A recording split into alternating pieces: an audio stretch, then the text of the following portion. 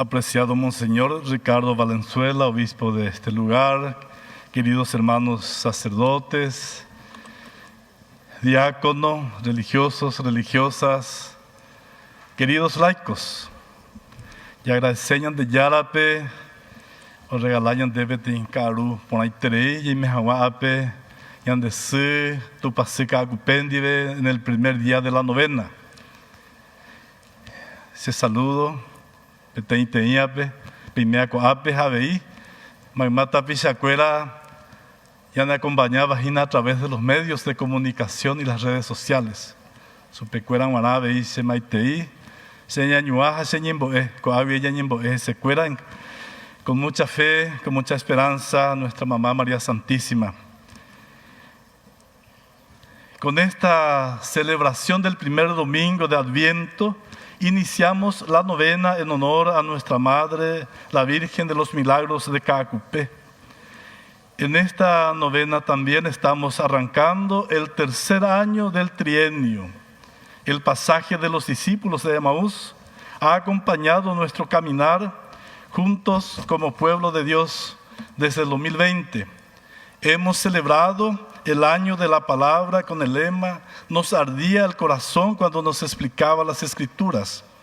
El año de la Eucaristía con el lema "Lo hemos reconocido al partir el pan".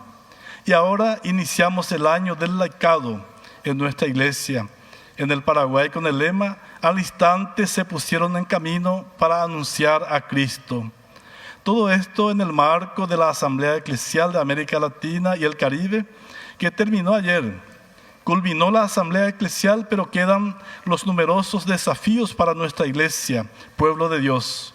Cuando hablamos de pueblo de Dios, nos referimos a los bautizados en general, laicos, religiosas, religiosos, sacerdotes, obispos, en sinodalidad, es decir, caminando juntos bajo la guía del Espíritu Santo. Ahora el Papa Francisco nos plantea otro gran reto: el sínodo sobre la sinodalidad, que ya está en marcha y concluirá en Roma el mes de octubre del 2023 con el lema "Comunión, participación y misión". Un tiempo propicio para revisar nuestro caminar como bautizados en las diócesis, en las parroquias y en las comunidades cristianas. Iniciamos el año del laicado con mucha alegría, con mucha esperanza. El tercer año del trienio. El Concilio Vaticano II definió al laico de manera positiva y afirmó su plena incorporación a la Iglesia y a su ministerio, diciendo que son los fieles incorporados a Cristo por el bautismo, constituidos pueblo de Dios y a su modo hechos partícipes de la función sacerdotal, profética y real de Cristo, por lo que ejercen su parte en la misión de todo el pueblo cristiano en la iglesia y en el mundo.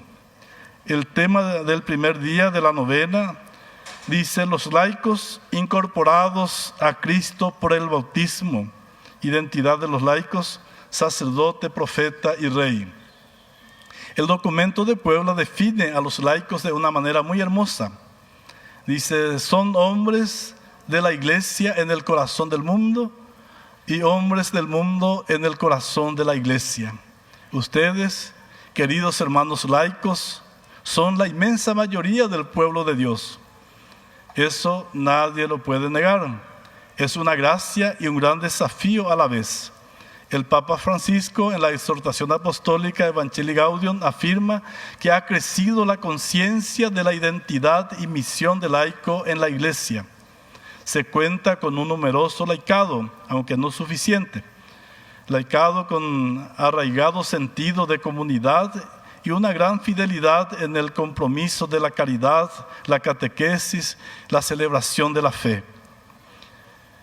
El sacramento del bautismo introduce a las personas que lo reciben en la triple función sacerdotal, profética y real de Cristo. Cada bautizado es sacerdote, profeta y rey. Los bautizados, ustedes, son sacerdotes, participan del sacerdocio de Cristo. Los fieles ejercen su sacerdocio bautismal a través de su participación, cada uno según su vocación propia en la misión de Cristo, sacerdote, profeta y rey. El sacerdocio común de los fieles, de ustedes, laicos, por el que todos están llamados a dar testimonio de Cristo, se nutre y se expresa en la participación en los sacramentos. También ejercen su sacerdocio al santificarse en todo lo que hacen y al ayudar a otros cristianos a ser santos. Los bautizados, ustedes también son profetas. En el bautismo todos somos consagrados profetas y llamados a proclamar la palabra de Dios a los demás, a dar testimonio público de Jesucristo, a ser promotores de la verdad y de la paz, a denunciar la injusticia y la mentira, a oponerse a todo lo que daña al individuo y a la sociedad. Somos profetas cuando anunciamos con nuestra vida a la persona de Jesucristo, cuando somos consecuentes con nuestra condición de creyentes y vivimos en la verdad sin querer esconder ante los otros nuestra fe. Los bautizados son reyes. Cristo es rey y primero en todo, pero como Él mismo lo dijo, no he venido a ser servido, sino a servir. Los cristianos ejercen su realeza sirviendo a Cristo en los hermanos. Para el cristiano, reinar es servir como Cristo sirve. Somos reyes cuando sabemos dominar y callar todo.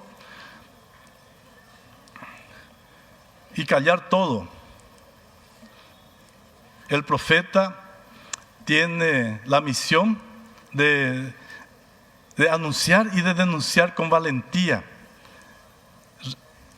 Y así entonces estaremos construyendo el reino de Dios y edificando la iglesia de Jesucristo. Jesús fue sacerdote, profeta y rey.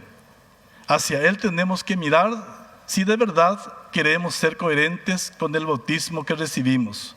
Queridos hermanos, todos somos importantes en la iglesia. Todos los laicos no son cristianos de segunda, de ninguna manera.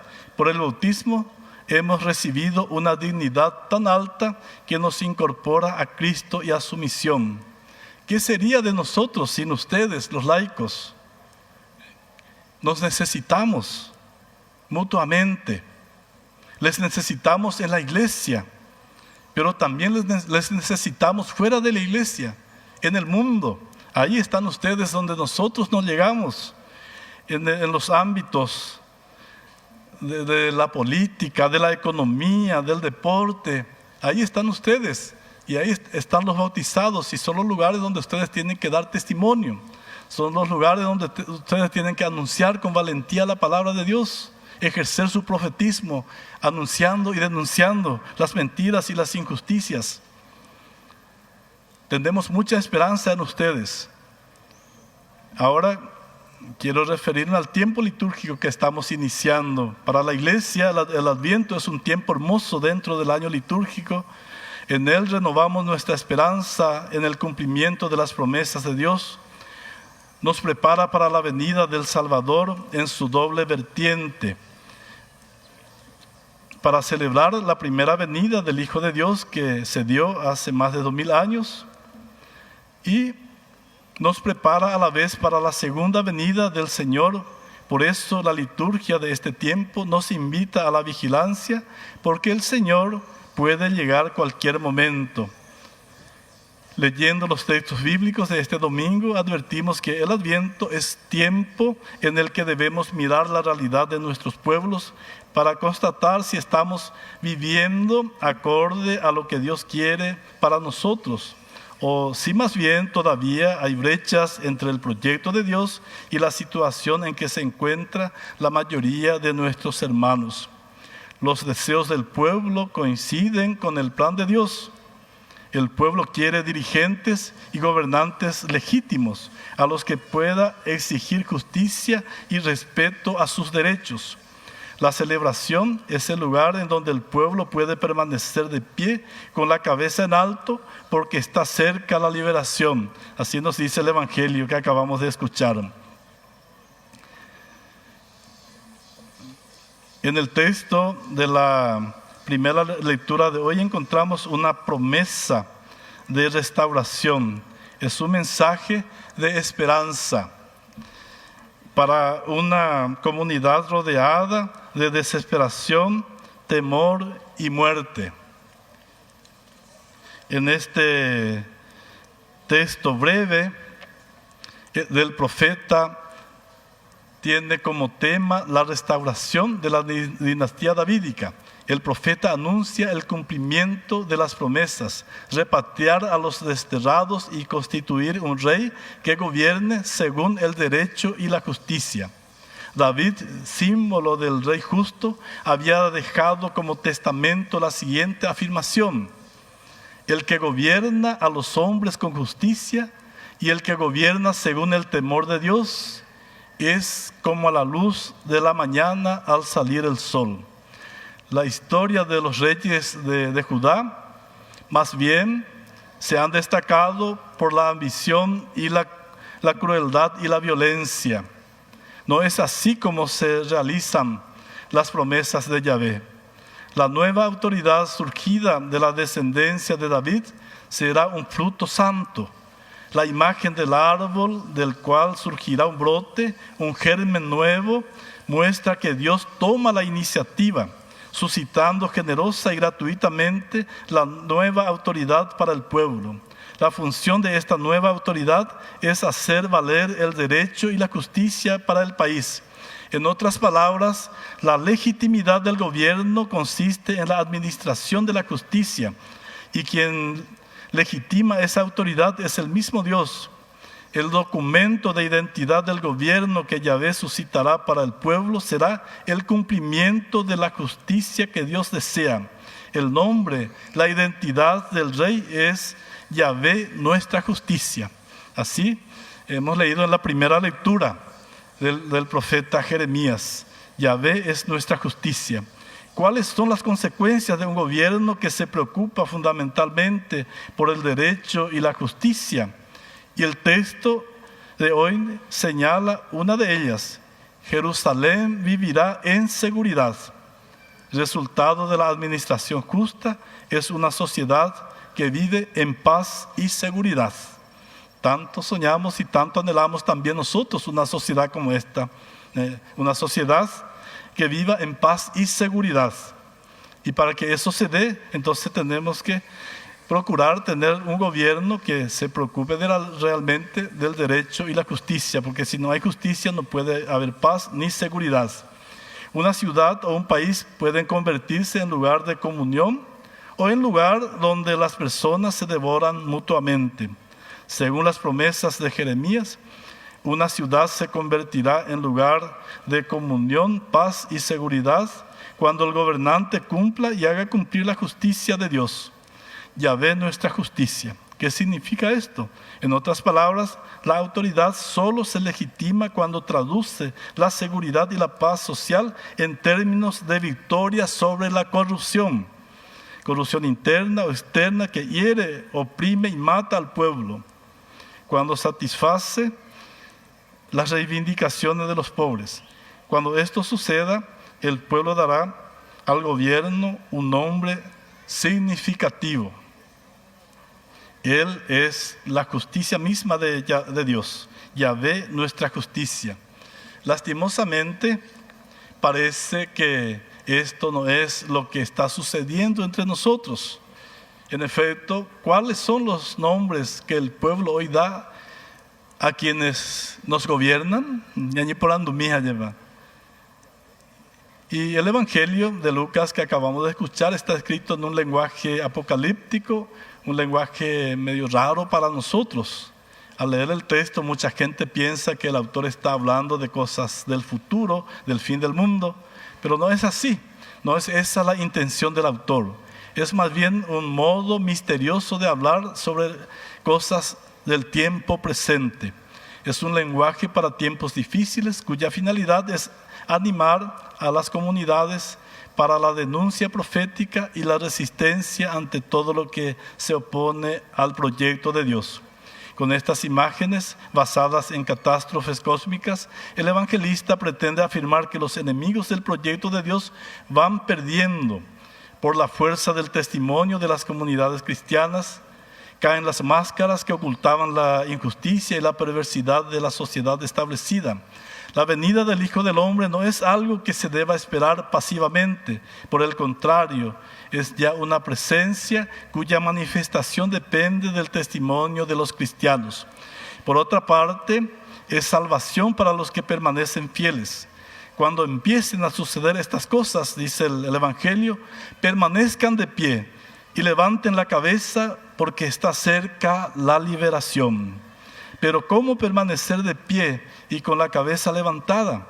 Los versículos 34 al 36 nos llaman a la vigilancia como discernimiento de lo que lleva o no al proyecto de Dios.